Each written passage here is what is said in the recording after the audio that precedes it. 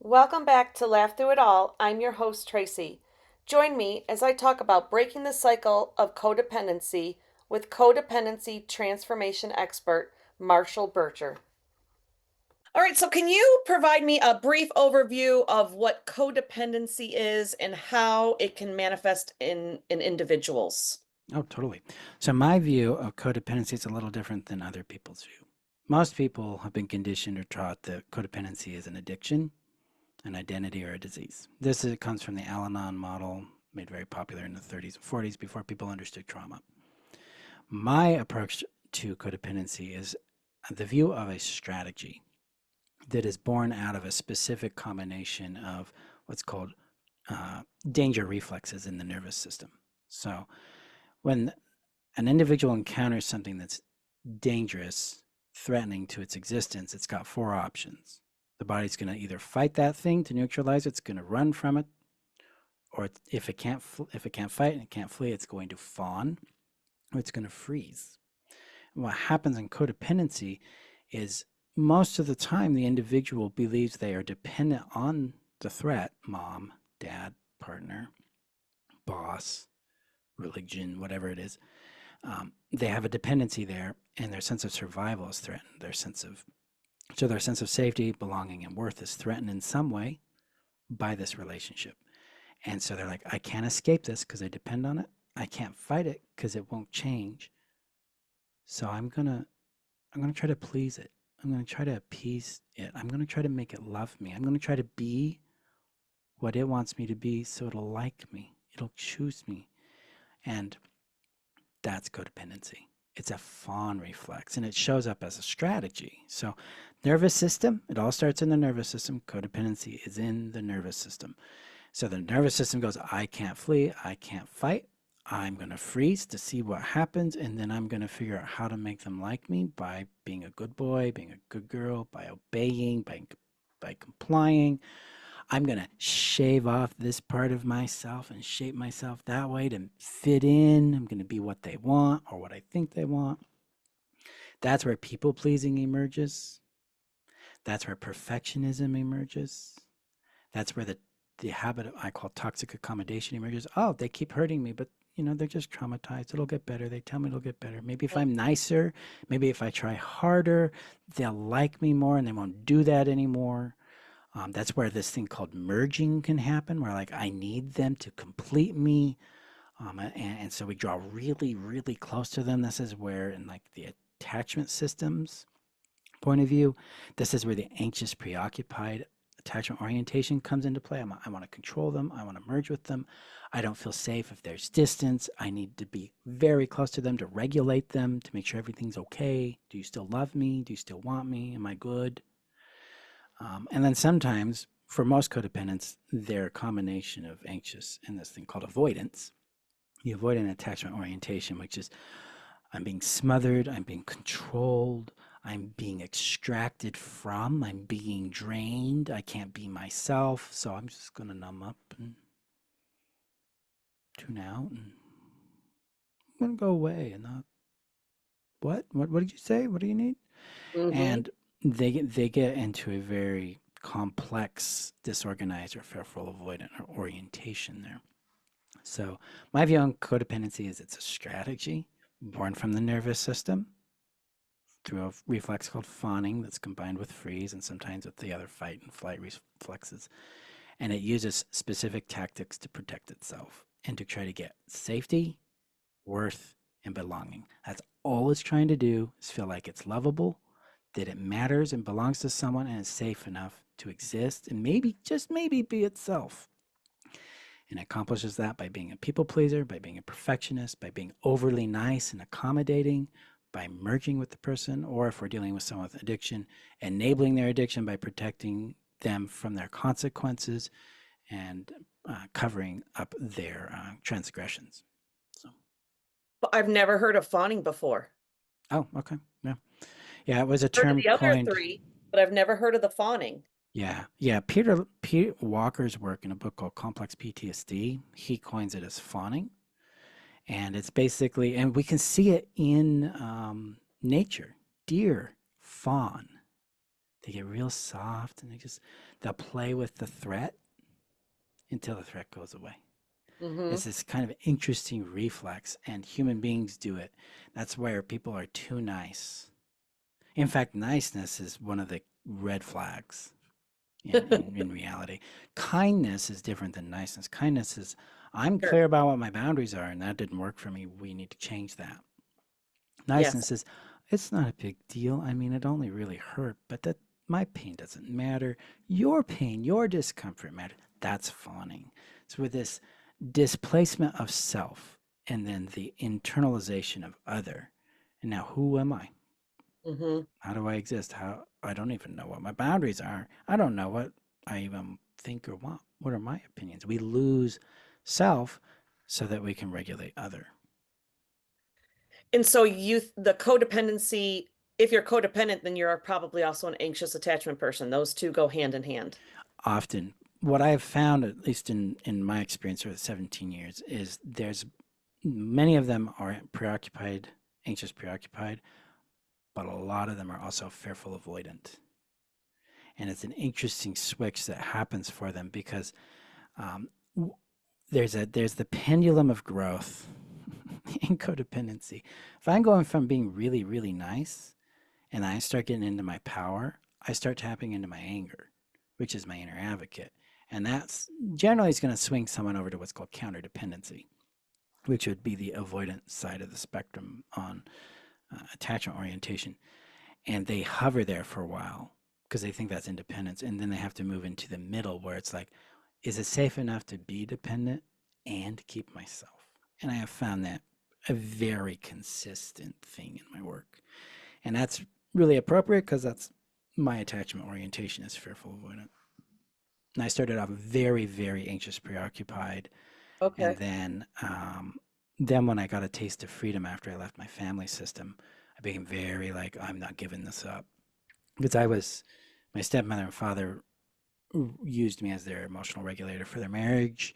I was put in positions of responsibility no child should be for any reason in anybody's world. And then dealing with the tragedy and abandonment of my mother's death when I was 10, my whole attachment system was severely injured. And so when I left home and got on my own 2 feet after graduating high school, my system's like, I'm never going back to that. I don't want to deal with that smothering, engulfing, regulating of other people. So it switched. And now the From process has been one, coming back to the yeah, from other. one end to the other, you Yeah. switch. Yeah. So a lot of times if the anxious is not going through a specific process to help them understand their power and stay oriented, they can flip to the avoidance side and become very counter dependent. And that is the proper term. Most of the time with avoidant attached systems, everybody's like, they're ultra independent, they're needless. They act needless, but they are counter dependent, which means they push away from dependency. Independence means I'm available for dependency. That's where more of the secure attached orientation comes in, at least in my view, in my personal experience of developing secure attachment, is that if I'm truly available, I'm independent, meaning I can say yes and no freely from my nervous system rather than from this thought thing that we try to convince ourselves is true. I think I'm available. I'm going to act like I'm available. But somatically or in the body, it's all contracted and like, I don't want this. Or it's like really needy and I'm clinging to it and I need this. Right. That kind of thing. You talk about on your website and things like that, you talk about the three gaps. You talk Mm-hmm. about the lack of worth, lack of self-trust, and lack of real healing. Yeah. Can we break that down and start with like the lack of worth and what exactly does that mean? So in codependency, worth is outsourced. It's externally oriented, meaning my value is determined by the approval or appreciation of someone else. Their state of being towards me determines my worth. So if they're disappointed in me, I have no worth. I'm lovable when I'm loved. I'm unloved when I'm unloved, right? So Mm. it's never this consistent thing. It's always determined by the external authority, whatever we've given power to. My my work in self worth is very different than most people's approach. Most most systems teach an idea of mental worth, meaning self-esteem, how I regard myself, how I think of myself. For the life of me, that has never worked. You just never. It's like I think I love myself, and then I'd like try to make myself love myself, love myself, love myself. Do the affirmation. Look at myself in the mirror. I love myself. Ah. And my body's like, no, I don't want none of that. That's bullshit. Sorry for Yeah. that. It's just No. not. It's just like I'm not doing this. And so it was in 2014 when this shift happened for me. I'm like, maybe self-esteem and this concept of self-worth is completely wrong. Completely wrong. I'm like, okay. So my body opened up to this. It's like, I like that. Maybe it's wrong. Let's what else could there be then? And so I leaned into this idea that what if my worth does not require any evaluation, any measure, any justification, any argument, any defense, or any explanation? What if my worth was independent of all conditions? For me, this was radical. I come from a very conservative religious background where worth was used to control me and other people determined that worth. This was completely the opposite of my worth is independent of every condition, my failures, my successes, how much I'm liked, how much I'm hated, what I'm doing or not doing. And I'm like, okay, what would that feel like in my body? Right. And this was the big breakthrough for me. Is my body just relaxed and opened up? It goes, I don't have to do anything about my worth, huh? Oh, I'm curious about this. I'm curious about that. Intuition started occupying my awareness.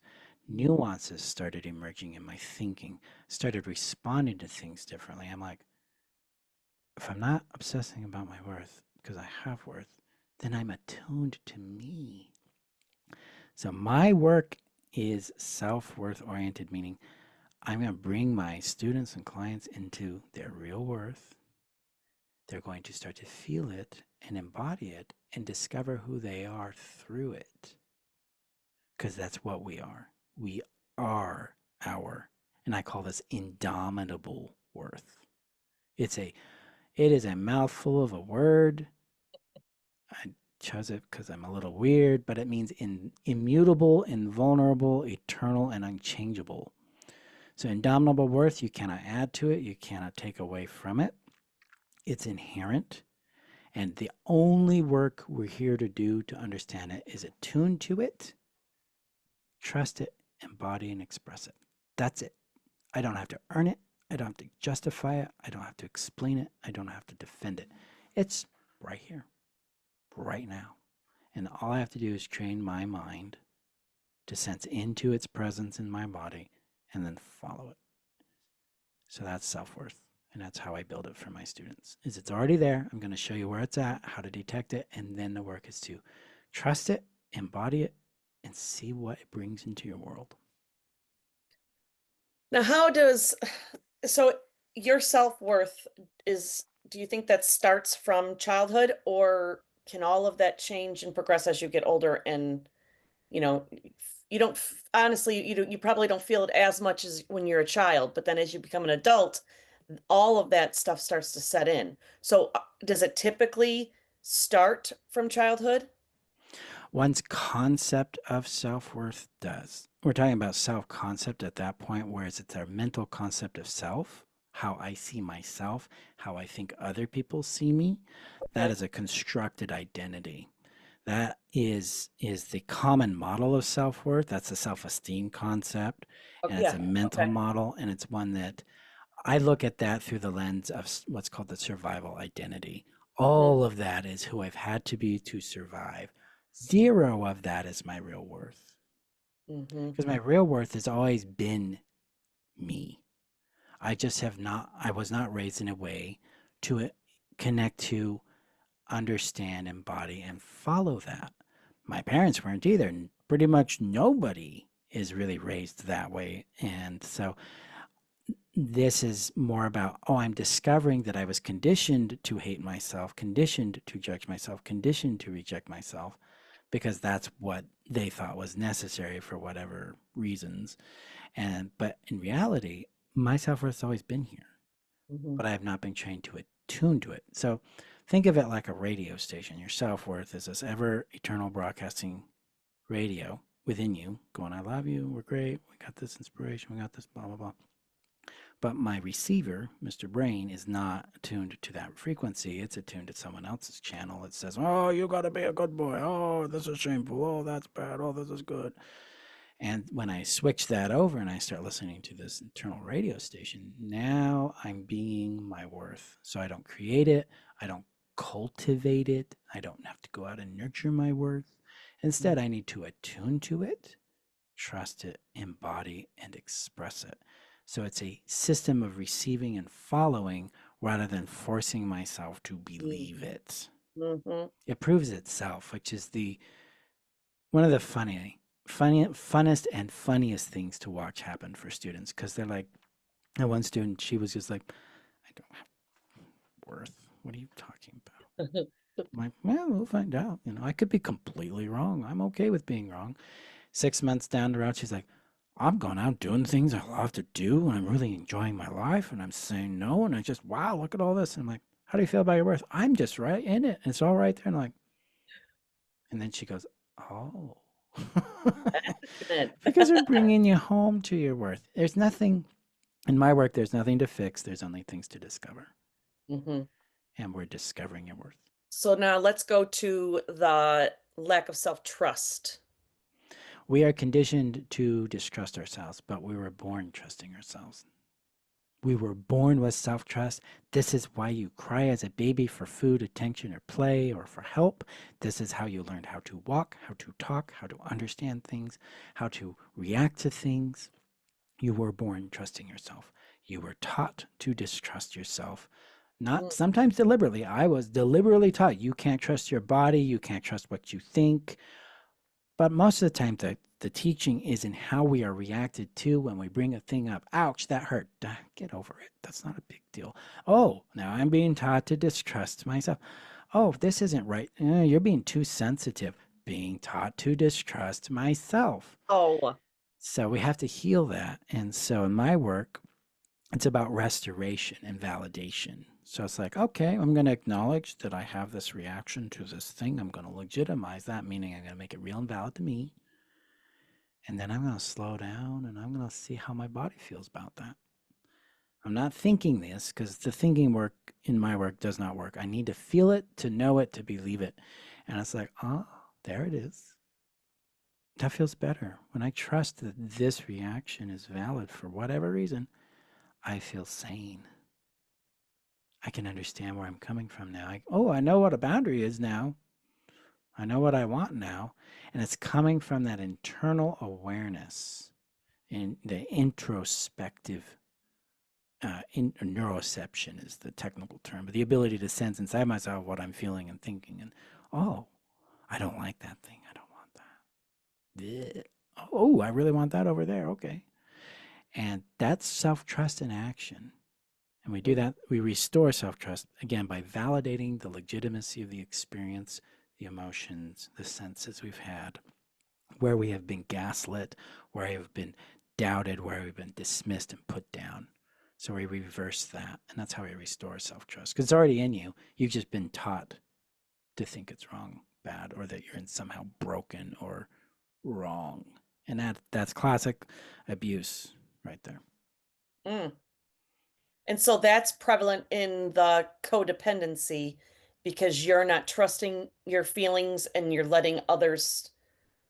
Define them for you. Yes. Yeah, that's external orientation, meaning someone else gets to determine my truth for me. Now I'm going to do what they say, and now I've lost myself again.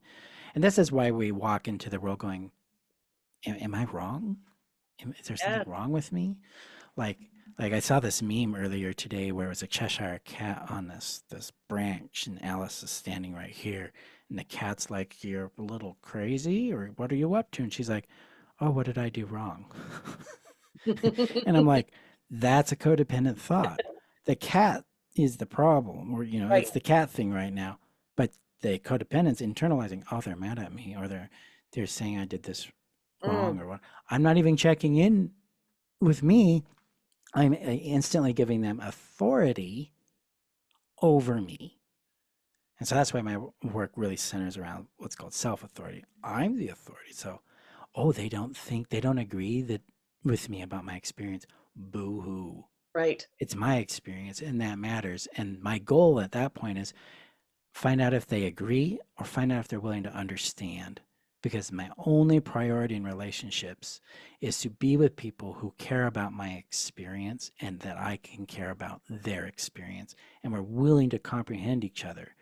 Doesn't mean we'll get a resolution, but at Hmm. least we care about the experience we're both having. So we're way outside the land of right and wrong.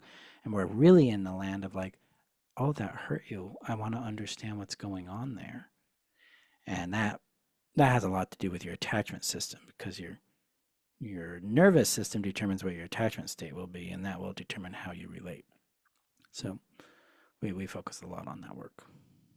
So if somebody is thinking about the self-trust, what would be some common signs that they could look within and see if they've got issues with, struggling with Self self-trust? trust.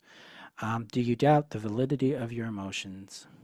Am I supposed to feel this way? Should I feel this way? Is this the right thing to feel? Are the common statements for questioning validity? All Okay. right. And so when it comes to emotional states, there's two things to know. All emotional states are valid, but not all emotional states are accurate. We have triggers, right? We get activated. Mm-hmm. That, like my brain was activated earlier today. I'm like, this is not the situation that was. And my brain goes, oh, I can see that. But the Hmm. emotion I was feeling was still valid because it was relevant, 20 years ago, or it was relevant last week to a different situation. So I don't gaslight myself. Instead, I'm like, okay, that's what I'm feeling. That's what's coming up. Of course, I'm feeling that way. My brain's anticipating, my body's anticipating this kind of outcome. Okay, let's let that breathe for a minute. Hmm. Just gonna let this take up some space. Just, oh, I feel that in my chest. I feel that in my stomach. Oh, my shoulders got all tense. Okay. And bringing in a little breathing to it. Maybe I'll regulate a little bit. Just soothing touch. Okay. Am I physically safe? Yeah, there's no threats I can see, smell, taste, touch, or hear. Okay, I'm good. Oh, this isn't a really that big of a threat. This wasn't even a threat. It's not even the same person. It's not. Oh, okay. Because what happens there is your brain switches modes. So when you're threatened, your limbic system, amygdala, and all that gets real on fire. It takes control, and the prefrontal cortex, your executive function, and all of that get shut down because blood flow. So regulation is that pause, acknowledge, and observe what's emerging. Bring a little soothing to any tension through like physical touch, bilateral tapping, maybe a little head shelter. Now the brain switches mode and I can see the thing differently. So all emotions are valid. I can legitimize them, but then I have to, as the adult self, check in the accuracy with it. Is this reaction to the situation accurate? Is this person actually threatening me? Is this, what was going on? And that helps me. We build sanity that way. So, and that builds trust because I'm trusting that my emotions have information, and then I'm also trusting that I can evaluate reality. So now I'm not just being swung by emotional reactions. Instead, I'm like, I can gauge what's real, and then I can take time to assess what I need to do while soothing and caring for my emotional state. And that's love, that's care, that's kindness. That's what we need. So much of this, and then I want to get to the lack of real healing. So much of this seems, for just listening to you, is about including your body, not just your mind, and how to navigate everything. Yep. Yeah, everything is based on the felt sense experience or what's called the somatic reality. Because in my work, the mind is more of the movie screen of the body. So the thoughts I'm having, the visuals that pop up, if you're a visual person, um, the narratives that can be in the head, I find come from body state. They come from what the body is going through. And in codependency, we have been disconnected from our body because we had to dissociate in order to survive. So I check out and not feel anything. Um, but when we come back into healing and we come back into rooting towards ourselves, I direct awareness and observation towards the mind, but attenuation to the body. I want to know what the body's telling me and what it needs, and then I need to learn skills on how to bring it what it needs. And that I have found transforms codependency out of that survival fawn freeze state into its advocacy state, which is a healthy fight or flight response to situations, and then can move us into what's called parasympathetic states, meaning I'm rested, I'm playful, I'm creative, I'm open, I'm ready to do things, I'm energized, and that is our creative state. And so that's why I focus on the body. It's the only thing that I've found that consistently works for me and my students. So then let's get to the lack of real healing. So yeah, this is where, at least in my experience, we're too mind focused. And it's like the cognitive behavioral therapy approach or mindset work has its place, but if it's a top down model, if I change the way I think, I'll change the way I feel, is the concept. And when we have nervous systems that are in a state of freeze or a state of fawning or perpetual fight or flight, they're not regulated, they're in a state of I'm in danger somewhere, the brain's going to be like, I don't really, yeah, you can give me all of this. And I just think it's going to kind of ping off because the body rules the world. Whatever the body thinks is real, you're going to react to as real. So it's encoded in the nervous system of the body. And so I start there. And so real healing is first about creating safe enoughness, safe enough to feel something, safe enough to acknowledge something, safe enough to maybe relax a little bit, safe enough to hope a little bit, safe enough to play for 3 minutes, safe enough to breathe. That's crucial. Most people don't realize how often they just hold their breath. Where's your tongue? Is it stuck to the roof of your mouth? That's a state of alertness. The nervous system's like, I'm in danger. It's holding attention. How's your jaw? How clenched is it? What are your shoulders doing right here? What's your pelvis doing? Is it rigid and locked? These are all somatic signals, the body holding tension because it feels like it is stuck dealing with an unresolved threat. And it is. That doesn't mean the threat's in the room with us right now, but to the body, it's out there. Lingering. It's in the bushes, right? And it's a memory. It's a memory that has not been brought to resolution. So in real healing, I always start with safety first. Safe enoughness to feel, safe enoughness to relax a little bit. And then we move into building awareness, internal awareness, what we're thinking and feeling. I do not push people into the body. That would be traumatizing for a lot of people. So I'm like, just what's in your awareness? Oh, I feel some anxiety right here. Oh, is there a place possibly in your body you might feel that? Oh yeah, sometimes a little bit by my belly button. Okay, cool. And eventually, like over a course of like 3 or 4 months, they start to go, oh, when I'm anxious, my hands grip. That's interesting. Or I can feel the tension. Like, there we go. We're very gently building awareness of the body and its reactions. And then we move into a titration. It's called titration through pendulation. It's a form of building capacity by soothing pain. So we access pain for 10 to 30 seconds, and then we shift our focus to something that feels soothing, comforting, and then we shift it back to the pain and back to the soothing thing. And this little pendulation helps the body expand its capacity to feel and to soothe. So we can reduce pain that way and reduce fear or threat that way, and the body starts to expand. Then we go through a process of acknowledging, legitimizing emotional states, and cultivating what's called warm witness. The internal witness that says, I love you anyway. I am so happy you're here. Oh, there's shame. I love you anyway. You're welcome to the table. Anxious is over here. Joy is over there. Welcome, welcome. You know, it's kind of like a little inside out episode going on, but it's just like, here we are. We're just bringing this in.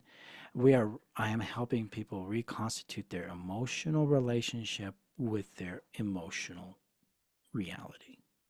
And when that becomes safe enough, that's where healing emerges. Because healing isn't, I got over something. Healing is, I can move beyond the thing. Mm. I can see myself differently. I can do something differently. I can have a different possibility now for myself. And we gently emerge into that. And that helps heal like attachment wounding. That helps move us either from the anxious or avoidance spectrums more into the open, receptive, secure space of that. Because your nervous system determines your attachment system. That determines what you're attracted to, which determines the relationships you get. And so we're always working on bringing more safety in and coupling that safety to real worth, coupling that safety to trust, and then the nervous system really starts to expand because the nervous system will always contract where it doesn't feel safe, and those threats can be I distrust myself, I don't have worth, or I don't belong. Mm. It will contract. So when we nurture belonging, we nurture self-worth and self-trust. As she expands, the nervous system grows, and then I can breathe, I can play, I can rest, I can sleep, I can eat. And then the creativity resumes, or as one student calls them, her glimmers come back. And that's what real healing is. It starts with that foundation. What are some misconceptions that people may have about healing from codependency? The primary one is that they are dealing with a disease, and this is permanent. Mm. Yeah, And I was taught that. My sure. my my first therapist handed me that Codependent No More book, which comes from the Al-Anon concept. I got a disease. I'm permanent. I'm never going to get past this. I have to cope with this. Marshall, you got to cope with this people pleasing you do. And that's not true. Once I learned what my nervous system was, what I was doing, and how to care for it, and then I started caring for it, and then I was able to couple with communities that actually cared for me and supported me, got that self-worth component and self-trust back in there.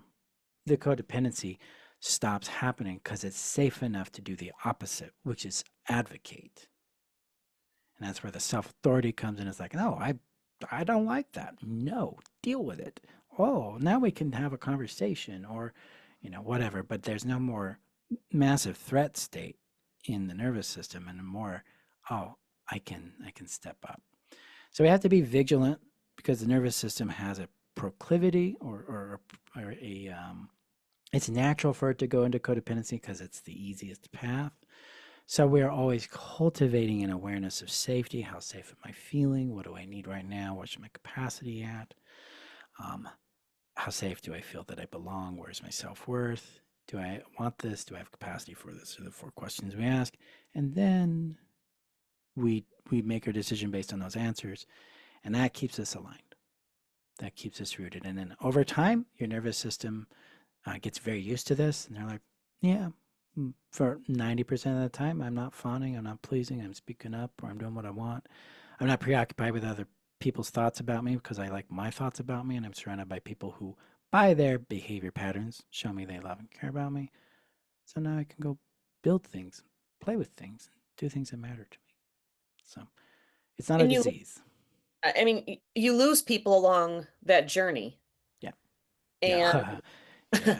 Yeah. Yeah. and so what would you say to someone who, or what's something that you have on the ready when people say, you're different, what's different about you? And basically it would be, I don't, they may not like that new person because it doesn't fit their narrative. And so what is Yeah. something that you can say? This is where we want to put this in a context first. Okay. It's important that the context is understood. So, person A and person B are different people. They both come to me with that same statement. Wow, Marshall, you've changed. Person A has been a person who's been very harmful to me. I'm like, yep, I'm very proud of what I've done. See ya. They're not a person that deserves that vulnerability from me Oh, okay. Good. Okay. because they've been harmful. Oh, you're right. You're right. They're not coming to me because they're concerned about my change for me. They're coming Sure. because they're concerned about what they're not going to get from me. Person B is someone who's demonstrated they love and care about me. And they're like, Marshall, you've changed. What's going on for you? And I'm like, well, this is what I've discovered. And they would be happy about it. They would be celebratory of it. Now, let's say that this person B is, say, a romantic partner. Hmm. And we start to realize we don't work anymore. I've discovered I have different value system or different priority for my work. Now we're going to care for this change and see where the relationship can grow or where it might need to end. That does happen in Sure. this process.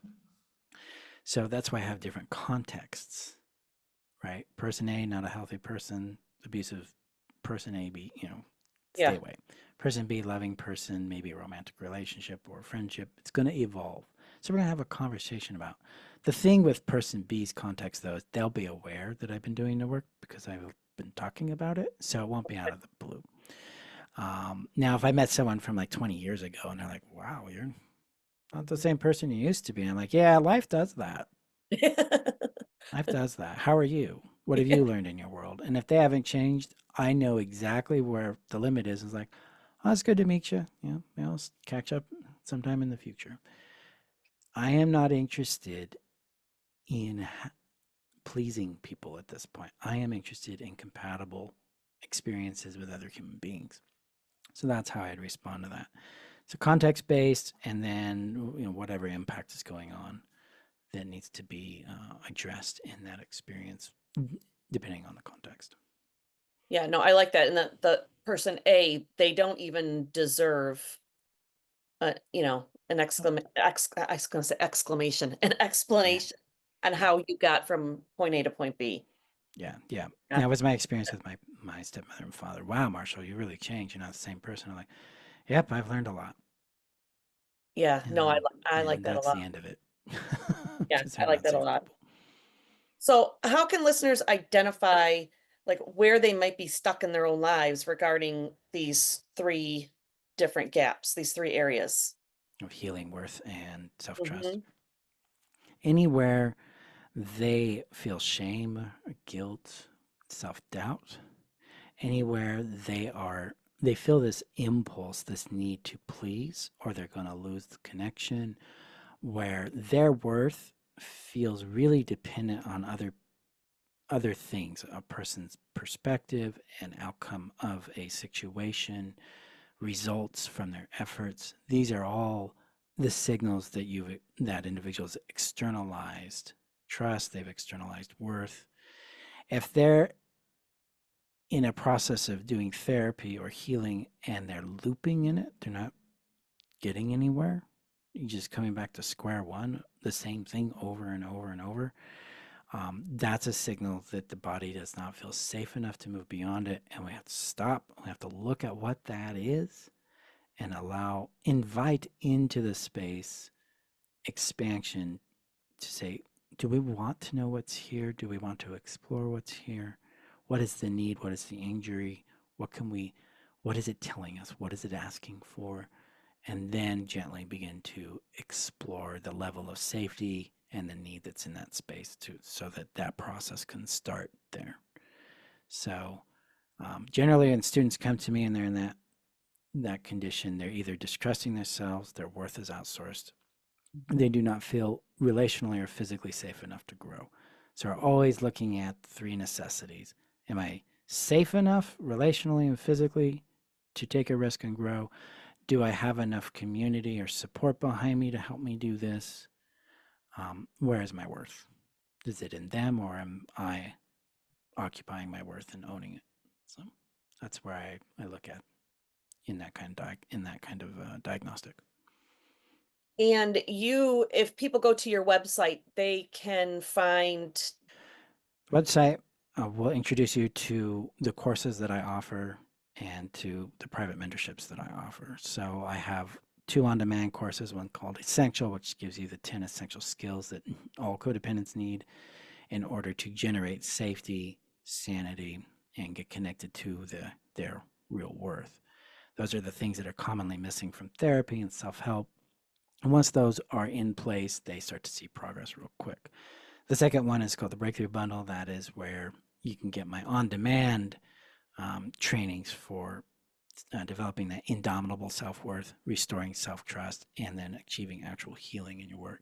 Now, if you want live teaching, you want to be in a class with me, you want to do these processes together with me, then I have live mentoring courses. One's called Foundation. It's 15 weeks long. I teach it throughout the year on Sundays, where I teach you how to build your safety. We do it together, build belonging, community, and then we build independent self-worth. And then in the Heal and Grow system, we do what's called root conclusion clearing, identity shifting as root processes to heal core wounds. And then we develop our relational model, how I want to relate to people, how I want people to relate to me.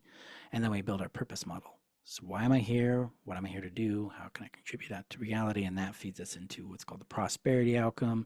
So it's like, oh, I know how to have a prosperous relationship, friendship, romantic relationship, friendship with my kids, whatever it is. And I know I know what my purpose is, and then I can choose either business models or work models that align with that. So I have a sense of fulfillment in my world. And then I have this thing called Create, where we learn how to attune to our intuition and bring intuition into reality by following that intuition. So that's my live group courses, and then you can do private one-on-one work with me for the root conclusion clearing and alignment work. Excellent. Amazing. I will link all of your information in the description so people can find you. Well, I cannot thank you enough. This has been very informative. I loved it. I Thank you. appreciate you. I appreciate you having me on and let me go on and on about it. I know that we shared a lot, so everybody that's listening or ourselves, take a breath. I know it's a lot of information. It is a lot of information, but I think it gets people thinking because so many people don't think about, where the root of the cause is, and that you can be different. You can live a different life. Yeah. And I think so many people are just stuck. And to me, if I can give somebody hope that they can be better, that's my goal. So, Yeah, that's mine too. That you can discover that you are a badass and you can go mhm. out and have the thing you want. If that, like one of my students, the thing she wanted to do was become a paragliding instructor. Oh, Now that's what she does. Another student, she just wanted to have a really fun flower shop. Now that's what she does. Another one, I just want, a really healthy, loving relationship. Okay.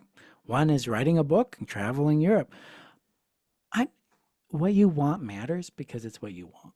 sure. And that's my goal is you're able to go out and create the things you desire and enjoy them in your world rather than having to live in the terror of a reality where you have to be codependent to survive. We can exit that paradigm and discover and meet real people, places, and things that really like us. We really like them. Things work, and we can have a little satisfaction, maybe just a little bit of A little. satisfaction. And, and Maybe a I lot. and I do hope that people, figure this stuff out younger is what I hope for people because Yeah. you don't want, I mean, I'm very thankful that I have learned as much as I have in the last couple of years. Um, but I am 52 years old, so I hope that people learn this stuff a little younger so they can live the life that they were meant to or they want to Yeah. aspire to earlier. Me too. And that's part of the goal is, hey, you don't have to stay there. It's Yes. not permanent. It will take work. You're not Mhm. going to get this done in 8 weeks. This is a lifelong process. It's a lifelong journey. But when you take it that way, then it becomes something more of an adventure. It's like, oh, well, I'm going to find out who I am beyond this codependency. And that's the whole angle because who you are is brilliant. And now you get to start discovering that. And just fulfilling when you've made the journey on your, you've done the journey on your own. Oh, yeah. And even better is you now have your power. Hmm. So you're like, oh, if I can do that, I can do this too. So we Yes. leave the land of powerlessness and learned helplessness, and we're like, I am a powerful creator of my reality, and I would like more of that, please. Thank you for joining me. As always, do better, expect better, and be better. And remember to laugh through it all. Don't forget to check out my Shopify page where you can pick up some Do Better, Expect Better, Be Better, and some Laugh Through It All merchandise. Link is in the description.